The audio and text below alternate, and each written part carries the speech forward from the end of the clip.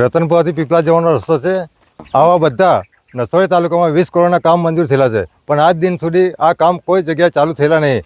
પરંતુ આ રોડ જો વહેલી તકે ચાલુ કરે અને સારી ગુણવત્તા રહે એના માટે આ ઉનાળા સિઝનમાં ડામરનું રોડ કામ કરે તો એ ટકી રહે. કારણ કે ચોમાસું આવશે તો ચોમાસામાં કરશે તો એ ડામર ટકે રહે. ધારાસભ્ય સારી ખાતમુહૂર્ત કરી અને આજ દિન સુધી કોઈ જગ્યાએ કામ ચાલુ કરાયો નહીં. તો ધારાસભ્યને મારી એક જ વિનંતી છે કે તાત્કાલિક આને ધ્યાનમાં લઈને કામ ચાલુ કરાવે એવી મારી વિનંતી. રતનપુરાથી પીપળાથી નસવાડી જવા માટેનો રસ્તો છે.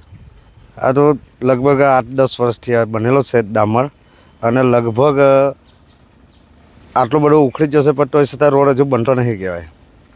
એના માટે આવન જાવન નસવાડીના ફેરાવાળાને કોઈ ગાડીવાળાને પંચર પડે છે, કોઈ ઈડર તીડર ઠિયા કરે છે કહેવાય. એટલે રસ્તો વહેલી તકે બને તો સારું.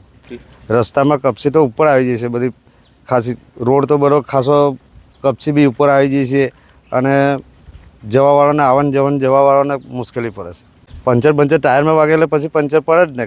આવન જાવન આ લગનગાળાની સિઝન છે, નસવાડી જવાવાળાને છે, ઈડર તીડર બધાને સરકાર પાસે માંગણી વહેલી તકે થઈ જાય તો સારું, એટલી માંગણી કરીને. મિત્રો, આવા જ વિડીયો અને શોર્ટ્સ જોવા માટે આજે જ અમારી ન્યૂઝ રૂમ યુટ્યુબ ચેનલને સબસ્ક્રાઇબ કરો.